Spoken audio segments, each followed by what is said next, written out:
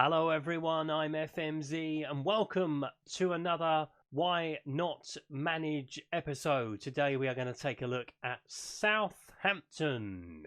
Don't forget, if you enjoy this content, please leave a like on the video, subscribe to the channel if you haven't done so already, click the notification bell to know when a new video goes up on the channel, and also don't forget to leave me a comment if you've got any teams for me to take a look at. Right, that's enough of the admin, let's dive in, shall we? So much like we've done before on this series, we're going to take a look at the squad and break it down position by position, including the under-23 players, so you've got a chance to see who's coming through from the academies.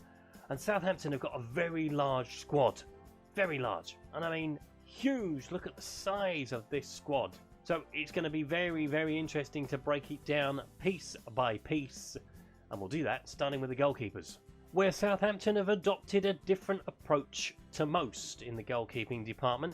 They only have two frontline goalkeepers currently at the football club.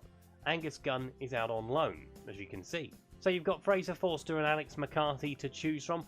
There isn't an awful lot between them, in my opinion, as to who's going to be the number one. I'm a bit surprised that they've let Angus Gunn go out on loan. Obviously, I believe, reading the media reports, that was his choice rather than Southampton's in terms of he wanted first team football. But I think he's a very, very good goalkeeper. Obviously, the son of Brian Gunn, former Norwich City goalkeeper from the 1990s. But the guys you've got coming through, so Harry Lewis is a very interesting goalkeeper coming through, and one they've got a lot of prospects for. Also coming through that's fairly decent as well is Jack Bycroft.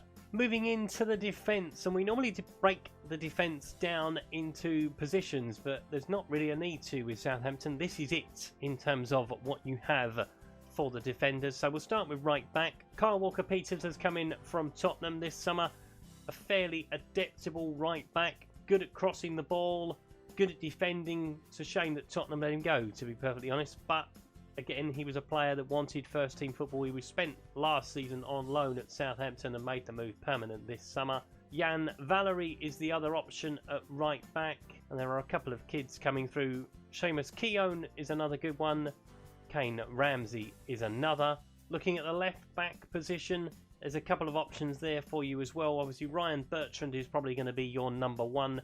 Sam McQueen has been in and out of Southampton on loan for the last few seasons, has been converted into a left back, did start about 3 or 4 years ago as a winger and an attacking one at that, so they've decided that left back is his position now, so it'll be interesting to see how he develops. Jake Volkins is another good one coming through, as is James Morris. But it's in the centre of defence where you've not got many options, to be truthful. Obviously, you can see there Wesley Hoost has gone out on loan.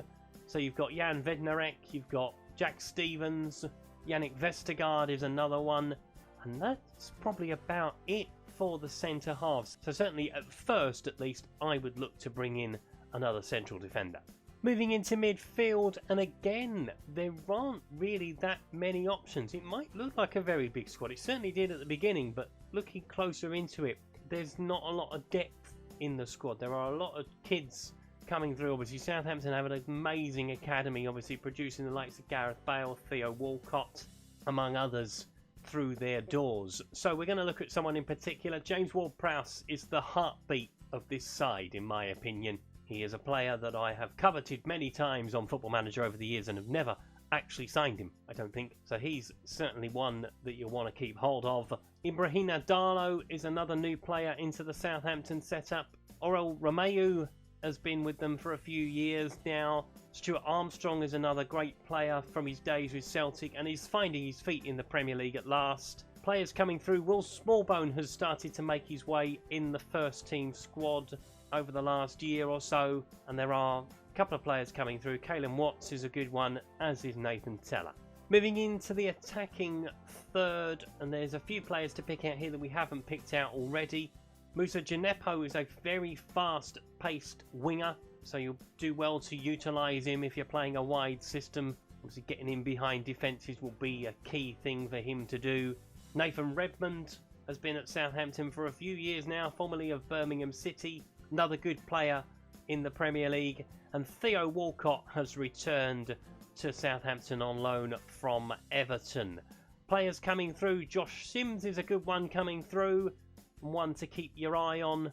Players coming back next summer as well. Mohamed El Noussi will be coming back to you. Bit surprised he went out on loan this season given the lack of options that Southampton have, so they must have something up their sleeve. And then we move into the attacking third, where Southampton have got a few options, to be fair. We'll start with the old stager. Shane Long seems to have been around for an eternity. Obviously starting off at Reading, then moving on through the Premier League to what it seemed like every Tom, Dick and Harry in the Premier League, but has found his home at Southampton. Michael Omofemi is another good player.